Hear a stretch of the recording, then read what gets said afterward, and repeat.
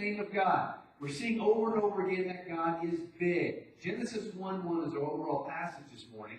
And I think most of us could probably say it without having to look up. But if you need to, the words are behind you. I want you to say this with me. Ready? In the beginning, God created the heavens and the earth. Pretty straightforward stuff. But that's going to be the crux of where we're going to be today. We're going to stay in Genesis 1. And it's an important passage. But we'll get there in just a few minutes. When we look at it, a brand is an important thing where we are today. I don't know if you know, my wife has multiple jobs. She's up here. Now, I didn't bring her here because she was my wife. I brought her here because she had skills. When that position opened up, it was logical that she could take me where I wanted to be. I'm used to churches with large numbers, and I'm used to churches that have resources to do things in a very good way. I don't want things done cheaply. If we're going to do it, I know what it should look like, so let's get there. She has the skills. She's got the training to kind of get there. And we were doing great before, but if there's an opening, then we bring her to that. So she's here all the time. If you see a banner out front, she's had to touch that. She's dealt with our website. She does all the computer work. Any new programs we need, she kind of gets us set up on those things. So she works there, but she also works for her brother. And her brother does branding and websites for major companies. That's what he does. If you look up it, there should be a picture of our brand. He designed that for us. Now, if you don't know what that means, I've explained it before. Go to our website, at the very bottom of that first page, I think is where you'll find it. It's in smaller words. It's not one of the major captions. At the bottom, it'll explain exactly. You'll have to push that little link. It'll take you to exactly why we have the colors, what the circle means, what the triangle means, all the different lines, why it kind of looks like stained glass. It's all there. I wanted it to be used as an evangelism tool, and I think you did a great job. We were very blessed. Keep running a lot of high-tech people to work on this thing for us. Keep pulling out all the stops because it's family. But she does that. She works for those companies, in understanding these companies need a good brand. A brand is a powerful thing. It's something that kind of really defines who you are. Put up that next picture. I've got a few brands there. What do you think of when you think of those brands? Now, you may not like to drink Coke, but it is the #1 beverage in the world. So they've done a pretty good job. When you see that button, you know what it looks like. Disney. I think in the next 10 years, they're going to have every movie that comes out is going to be a Disney movie. They own the world. They will be the ones that own the world. But Apple, I mean, who can get away? Even if you don't have an Apple, I don't have an Apple phone. I've had it in the past. You can't say things bad about Apple. What they do very well. And so you may not be your cup of tea, but you know that when you see that brand, you automatically think of quality. A brand can be a powerful thing. If at some point, and I always tell you when you go out to the restaurants, please tip well if they know you came from this church, because we want people to have a good impression of us, not a bad one. My wife's dealt with some of that in the past with other people at different places. If we ever do get a bad feeling in the public, we'll have to change our brand. We'll have to start over. Because we got to reinvent ourselves. We don't want them seeing that triangle, that circle, and every time they think of it, is they think of the mean people that are at the church. We don't want that. A brand is a powerful thing. And if you haven't been on 47 lately, we've got a brand new sign over there. We finally replaced the one that's been there. Have you guys seen that? Okay, look at that. I haven't seen it yet, but I know what it looks like. Good job. Okay, thanks for being there. But we've got that thing over on 47. I want people to think it's got nice colors, it's bright, it's encouraging in there. It's kind of dark. We've got lights on it at night. We're doing our best. A brand is the company's identity, it's a reputation. I want people to, when they see that crazy picture in the world we're in, we have to play that game. Just because we're a Christian doesn't mean people like that. They want to see color, they want to see something they can connect with. It's the perception of what people have about it. As we get to know the names of God, we're going to find out that those are really God's brands. And God sees himself this way. We are to see him this way. These brands are good things. Now again, understand we can try to steal these brands for ourselves. But when it comes down to it, they are spiritually copyrighted. You look at the enemy. He tries to steal the brand of Christ all the time. You know, you hear him being a roaring lion. Well, Christ was the Lion of Judah. We could go on and on and on. I've explained some of those in the past, how the enemy wants to simply take everything that Christ had. But every time he does, it's false, it's pale, it's weak in its imitation.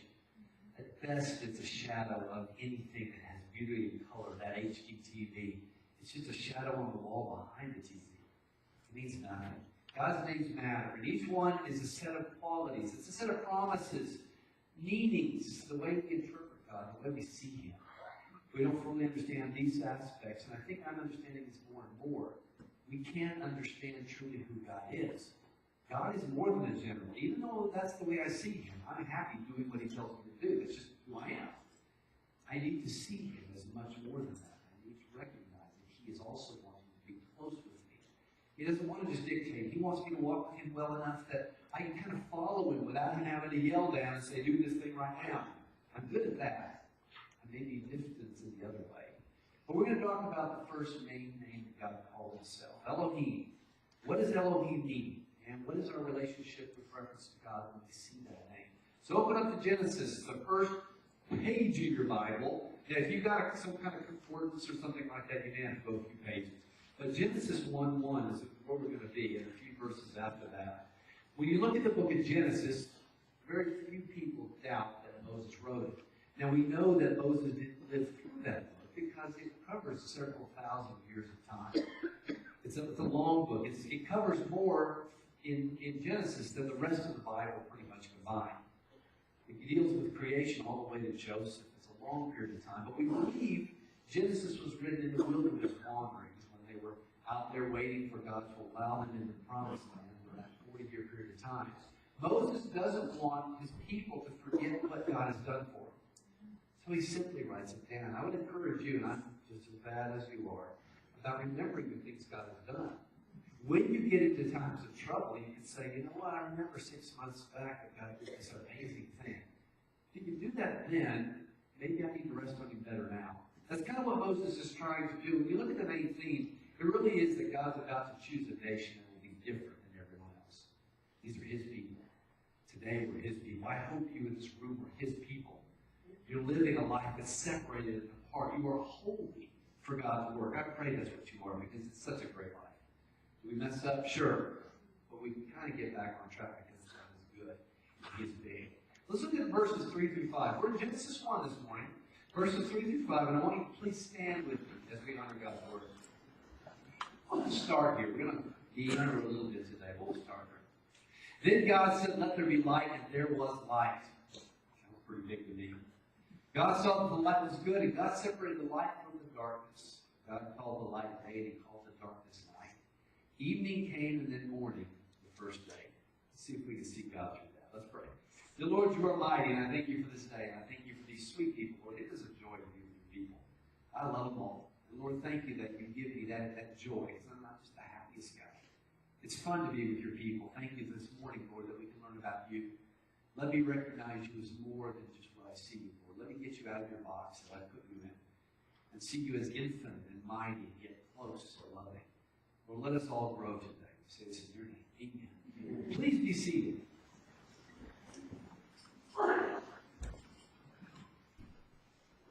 Let's kind of get into the concept of where we are.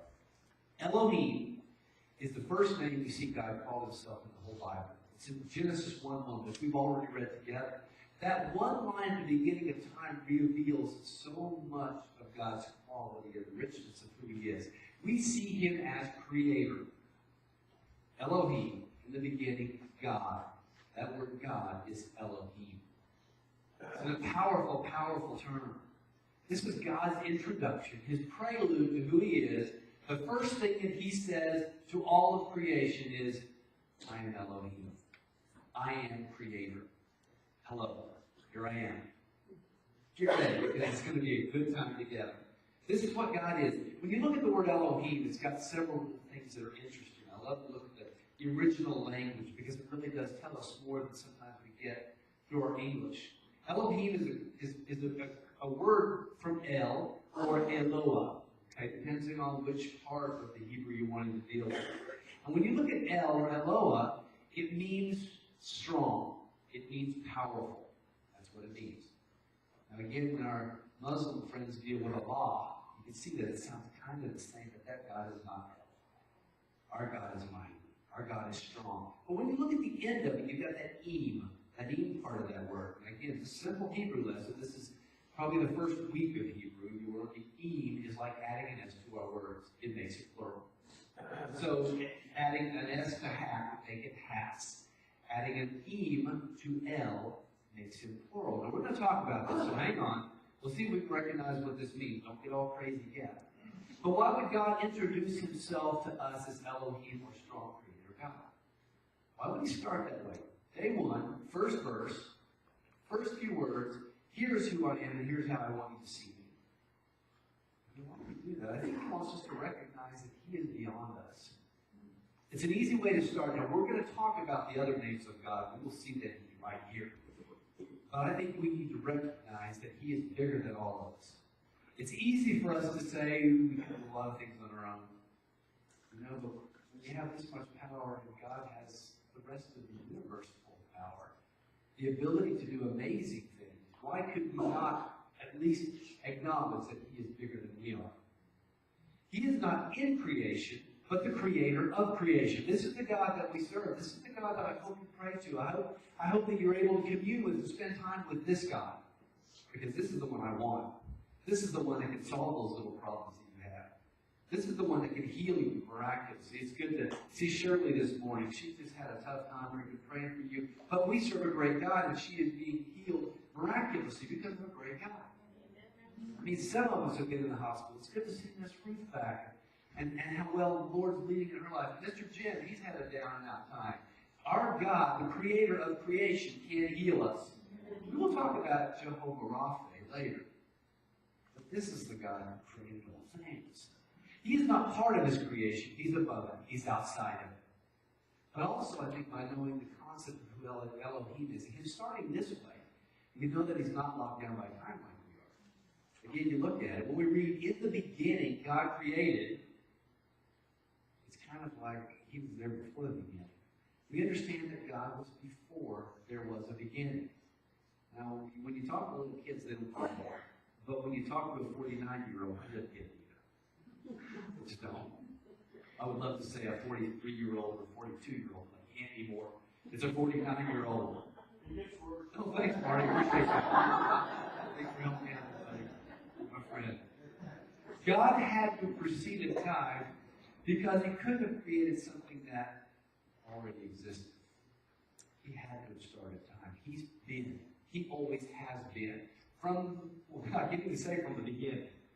Because there wasn't a beginning until he created a beginning. At least for us. And time is a constraint with which we must deal with. We all have so many days, and I've gone through 49 years of them. We understand that, but it's not a problem for God. Once again, we serve a great God. A God who could do mighty things in people's lives because he created you. Understand that. This is kind of the background. We haven't even gotten where we're going. But I need you to understand how big this God is. He is strong. He is powerful. He is El. I mean, you can look up the Hebrew yourself. Simple enough. That's how he sees himself. And that's what he started his work, his autobiography to us. He started it with, I am strong. I love that. You may not love that, but I do. I know I don't have to worry about a lot of things. But I've got a strong God. The more and more, the older, 49, 50, Marty, whatever Marty's going to help me with my years that on, as we get more and more, I'm able to trust a bigger and bigger God. I hope you do too. Well, we kind of got the background here. Let's look at the characteristics of Elohim this morning.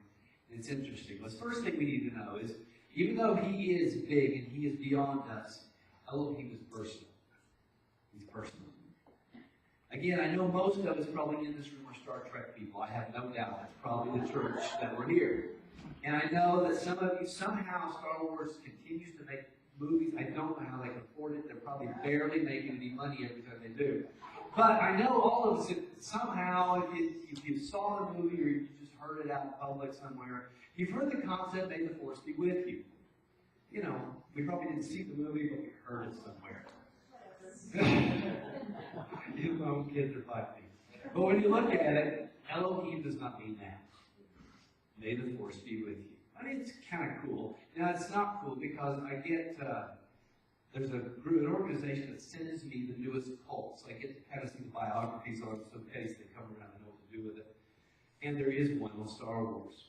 There's a cult that deals with the force, and they're trying to live like Jedis and all these kind of things. And so it's a sad thing that people have made it much more than there ever was. But when you look at it, Elohim can never mean may the force be with you. The Bible would never use any term, anything like that ever to describe our great God, Elohim. God's not some mysterious aura, but he's an active person in history. He is involved. He is not just a mist that floats. And again, I think that's why I have trouble. I'm a Star Trek guy. Again, I think probably 99% of us in here are. But when it comes down to it, I don't understand force. I just can't get it. What is that thing? They try to explain it. I don't get it. That's why I have trouble with it. But it's fun to watch the movies. But God is not that thing. Genesis shows us the name Elohim is equal to very personal attributes. Go back to 3 through 5. Then God said, let there be light. And there was light. God saw that the light was good. God separated the light from darkness. God called the light day. He called the darkness night. Evening came in the morning, the first day. In those few verses, we see not this aura, this spirit force. We see a very active God that said, he saw, he separated, and he called. Force can't do that. God is here. God is among us. God wants to do miraculous things. A force cannot do that. God is not merely a floating spirit settling where he may. He's active. He's thoughtful. He's focused. He's created. He's deliberate. Sounds like kind of more something like you and I would recognize in this mysterious force. Now again, he is beyond us. He's in some dimension. I can't even use that terminology because it doesn't make sense. He's beyond us. You know, yet he's totally personal. Look at Exodus 29. I will dwell among the Israelites and be their God. Does that sound like a force to you? That sounds very personal. I created these people. I have a plan for these people, and I will be among these people so that they can see what this plan looks like. But God's not changed. Look at Jeremiah 29. For I know the plans I have for you. Does that sound like a force? I know the plans I have for you. That I is God. That I is Elohim. This is the Lord's declaration. Plans for your welfare, not for your disaster. To give you a future and a hope. The reason we have so much trouble in life is we look to us. We look to someone to medicate us. We look to someone to talk to us. We don't look to the creator of us. The creator of us can solve our problems. I'm not saying that all these other things aren't good. We need medication occasionally. We need to talk to someone who can maybe get us back on track. But why don't we do that after we've talked to the great God who created us? God wants to be here with us. He wants to dwell among us. He wants to give us a better life. And all you can do is take my word for it. Again, I've seen how God's dealt with me. When I've chosen my way, and he's been very gracious, and plenty of times he said, okay, have fun. Go. I get out for a little ways and say, oh, please, Lord, what did I get here? What have I done to myself? Again, I find the same things you do. But God created us, and therefore he wants a life that he designed for us. Each one of you have a destiny on your life. I wish you knew that. We're not just ambling along until we die. We're not just kind of floating around, whatever might come. If you can find out what that thing is, and the Lord will always tell you what his plans are for you. If you can find out what that is, you have a direction, and you are not aimless anymore. Life is so short, and God has so many great things that you can do. To be part of his work is a huge blessing. When you look at it because God's a person, we see in Genesis chapter 3, we see God walking in the garden. If you want to go through that, we're going to continue to belabor the point that he's not some force. Genesis 3:8, the man and his wife heard the sound of the Lord, God, and that's that concept of Elohim walking in the garden at the time of the evening breeze. They hid themselves from the Lord Elohim among the trees of the garden. God's always been here. In Genesis 1, we see him as a spirit hovering over. We see him in the Exodus as a fire at night and a cloud during the day. God was in an ark. He was in a tent. He was in a tabernacle. He was in a temple. And God came in the form of Jesus. And when we crucified Jesus, even though we're 2,000 years removed, we would have done it too. When we did that to him, he came back and he was resurrected. He's at the right hand of the Father right now. But he came down. God came down again in the form of the Holy Spirit. We have never been, since day one of creation, the beginning, without God here. God is close. He's always been here. And so if we refer to God as some energy source, we're not referring to Elohim. Not at least the one we see here. Doesn't make any sense. It's a foolish concept. Now again, many of our friends, they believe in evolution, all that concept. I just more and more, I'm amazed by the foolishness of the whole concept. Look at each of you and how complex you are. We talked about creation. We've dealt with some of the science behind that. Well, at some point, bring that back out, and I'll scare you once again. But when it comes down to it, there's no way the mathematics works out. They keep adding more and more time. Okay, well, it used to be 3 billion years, it was 5, and now it's like 14.7. They understand that it's going to take 1,000 million times more than that to even make sense out of it. And then all these subtle adjustments, just perfectly making us. No, it doesn't make any sense. It's just foolish. Our God is personal. Our universe is personal because God is created it that way. God has always been here. Elohim is big. And that big God can be right here. This morning, trust that big God. Let's go on. Elohim is personal, and we've already alluded to this. Elohim is plural. Now, again, you're going to see that I've got 3 P's this morning. When it comes down to it, then all of a sudden 2 of them all of a sudden make sense as a P, and I've got a 3rd one coming. I got to work it. So you may think the 3rd one's a little distant. I didn't like it that well, but there's no way around it. Okay? It has to happen. I've spent 10 minutes looking for a good P word to make sure point 3 kind of gets us close. So we'll see what happens. But when we look at the plural, when you look at the word Elohim, it's an odd word because it refers to a singular Godhead, yet it's plural. I talked about Eve. It's like adding an S to any of our words. Chair, chairs, multiple chairs. The word itself is plural. God calls himself from verse 1 more than one. Deuteronomy 6:4, the Shema. If you're going to go to Israel and you see the Jewish, the real zealot Jews, they'll wear the phylacteries on different places. And in that, they will have this verse, the Shema. Shema in Hebrew means hear. Deuteronomy 6:4. Listen, Israel. Some of you say, Hear, O Israel. The Lord our God, the Lord is one. Now, why would they mention the Lord being one unless they knew him to be one? The whole concept would make me question, what in the world does this thing mean? I would from day one. Well, why would you even bring this up? Of course he's one. Well, no, he's not one. That's why we have to deal with it. Our God is big. Our God is beyond what we can understand. There are only 2 instances in the entire Old Testament where you see God referred to as singular. And again, those are unique because I think it's more of a tense issue. We're working with the concept of where he is. And I looked him up, and it made sense as to why it would look singular. All of the other thousands of times you see God referred to in the Old Testament, he is plural. Again, look down at verse 26, chapter 1. Then God said, let us make man in our image according to our likeness. I would love to be a person, let's say in the Exodus, I'm just out there, you'd love to be someone for 30 seconds. And then when someone says, or Moses comes up and says, let me read to you from the mighty scroll, let us make man, what was that person thinking? Did they understand us? I don't know. Again, I would love to know what they really thought at that time. You and I got the end. We haven't figured it out, and if you don't know, I'll get you there, figure it out. But what did they understand 3,500 years ago? Again, it's an odd word. Again, essentially, it refers to multiple, yet the works that are done are singular. The tenses are always weird in the Hebrew when God is mentioned in the verse. Everything kind of gets wonky real quickly. We've got a plural God doing singular things. It shouldn't be that way. I should be able to, it should feel that multiple concept. They're all doing it. But no, it's referred to like a singular God, even though he's plural, doing one specific thing. Again, it's a weird thing.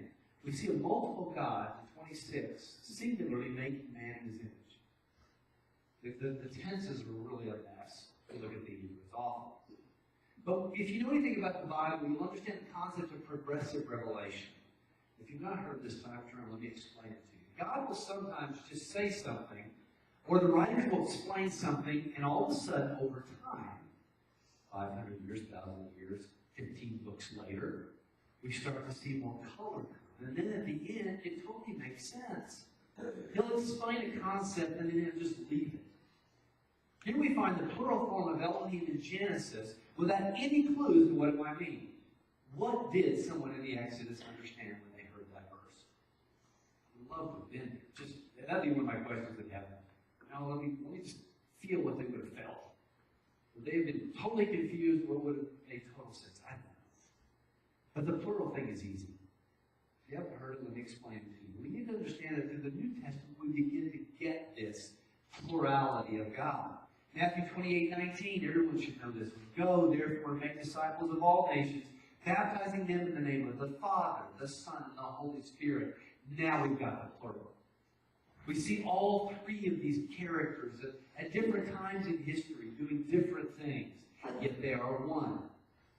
Again, you and I aren't going to get it. Try to explain it to your kids, it's tough.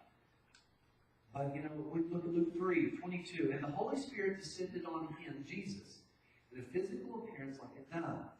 And the voice came from heaven. This is God. So we see the Holy Spirit, we see God, and we see the Son. You're my beloved Son. I take delight in you. It's a tough theology. It's a tough thing. And many religions around the world, our Muslims or the Mormons, will think that we're tritheists, that we're just worshiping three different gods. No, it's one God. Three persons. Very different. Don't go there. So here we see God speaking to his Son. He's coming down in the form of a dove, and we hear God talking. Three distinct personalities. It's difficult. Now, throughout the years, many have tried to come up with some kind of explanation that makes sense of it. You may think of the egg. We've got the yolk. We've got the shell. We've got the white part. You may think of water, steam, ice in the liquid form. A shamrock, three little petals on the one plant.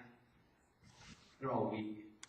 You kind of maybe get closer with one of those and kind of make sense of something that's beyond us to make sense of. But just be happy that you can't make sense of it and move on. It's not easy. I know I'm not big enough to get this. I'm halfway intelligent, but I'm not that smart. I'm going to leave it and move on because God is big. God is strong. God is all-powerful. He is three persons, yet one.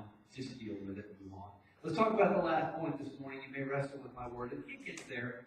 Elohim is personal, Elohim is plural, and Elohim is prevalent. What do you think about that? Let's see if we can kind of make sense. It's not perfect. It's not just right. It's a P word that God's close. Okay? When it comes down to it, God is here, he's there, he's everywhere. No way to look at it other than he's all over. He transcends not only time, but space. Before God created mankind, he created a location in space for mankind. You just got to think of the things that he did to get us here. Are you ever awed of that? Amazed at what God had to do just to get us to this point today? He had to have somebody design a car. He had to have somebody give us some nice lighting and electricity, all these things, so that we can worship him like this today. That's good. In order for God to create this space, he had to essentially sit outside of it himself. He's not contained. We talked about God of wonders beyond our galaxy. He is not contained within this galaxy. He created this galaxy for us so that we can enjoy it. Can you imagine a great God that allows us to send these little bitty trinity satellites into space? We've got pictures all the way out to, all the way to the end. And Pluto, if you count that as a planet or not, depending on what age you live in, how old you are, whether it's still a planet or not. We've just got kind of pictures of that, some of the moons around it. We've got these satellites that are going off into other galaxies. But he created all this so that we could just sit and wonder and think about the bigness of our God. You and I only experience the heavens and the earth, yet God exists outside of it. He's outside of space and time, and therefore matter when you look at it. Once again, it's a mind-blowing concept because we can only understand three dimensions. Even in advanced mathematics, when I didn't get my engineering degree, I had to take advanced mathematics. When they try to see multiple dimensions beyond our three, they can only recognize it in a form of three. It only makes sense. They've got to get it back to something they can make sense of in our three dimensions. The mathematics will go beyond in crazy ways, but they have to wrestle it back down so they can somehow make sense of it. It's a crazy thing. Again, we try to see these things, but that's our problem. Acts 7:49-50. Heaven is my throne and earth my footstool. This is Elohim. What sort of house will you build for me, says the Lord, or what is my resting place? Did not my hand make all these things? That's Elohim.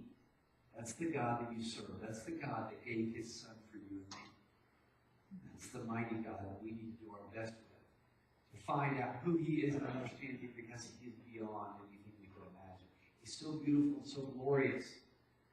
Even though God's above us and he's out there, wherever there is, he's also here. Look at Jeremiah 23. Am I a God who's only near? This is the Lord's declaration. Jeremiah is pretty tough. And not a God who is also far away. Can a man hide himself in secret places where I cannot find him? Lord's declaration. Do I not fill the heavens and the earth? The Lord's declaration. He's saying, don't contain me within your small realm. Just understand who I am and respect that. And allow me to be who I am. And I will totally bless you and let your life flourish if you just totally see me as the God that I am. Every time we see the word God in this verse, it is that word Elohim. There are other gods. This is the most prevalent terminology for God.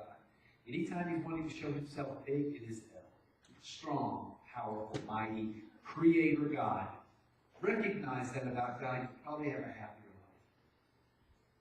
This passage shows us God's both transcendent and he's also immanent. Those are just big words to say he's way out there, but he's also close. God is good. God is big. I like it that he's big because he can solve my problems. When you look at it, he's here, he's there, he's everywhere. Elohim created the heavens and the earth, existing outside of it. Yet he fills the heavens and the earth, existing within them. Again, this would probably be the concept of omnipresence. We throw these words around in church a lot. I don't like big words too much. This means everywhere. God is everywhere. This is the God that we serve. You recognize that. You understand how great and how mighty he is. I think our biggest problem is that we just are so trite and small with a great God. We think that we're doing lip service to God by coming to church on a Sunday morning. We've done great work by the God of the universe by showing up for that hour. And then we live like the enemy the rest of the week. Or we just don't do anything, which, again, I think if you just ignore me, I'm probably more angry than if you deal with me or in my face yelling at me. In my face yelling at me, I can probably deal with you. If you just ignore me, that's a whole different thing. I will make myself known. Don't ignore me. I just spoke. It's that kind of a thing. I think God will probably be the same way. I think he's probably angrier if we're just ambivalent about who he is. And only you can know where you are. I think all of us can do better. Some of you are probably doing great. I'm probably in the room with the best people in New Mexico who love the Lord. It's a great thing. But we can still probably do better. I think we can. And simply recognize who he is. But look at Proverbs 53. The eyes of the Lord are everywhere, observing the wicked and the good. Can't get away from him. Don't hide from him as you see in Jeremiah. Just be honest, be open and upfront. Lord, I've messed up. I am sorry. Well, Lord, I'm doing my best. Give me guidance to do better. This is the God that we serve. He knows where you're weak. He knows where you're strong. And he's saying, I'm going to respect you to allow you to do these things, but I have a plan for you that's much better than you've ever designed for yourself. Because I am El. I am strong. I am powerful. And I am creator. I created creation at the beginning, and I created you in your mother's womb. I have some ownership. But I love you and I will respect and choose to go another way. So everything you see about God is better and better. Elohim is a big word. It's only a few letters. Short. But it means everything. It's all-encompassing. It's huge. God is big. In its most basic form, it means big and powerful. There's no other way. If you go to Israel today, talk to a person and ask them what El means, they'll say it means big or strong. And if they're devout, they will probably recoil back because they know that's part of God's name. They don't want to speak his name incorrectly. Yet we can see it means much more. It shows God is more than one. It shows that he existed before all things. It shows God is personal. We serve a great God. I just need you to know that. He loves us. He does so many good things for us.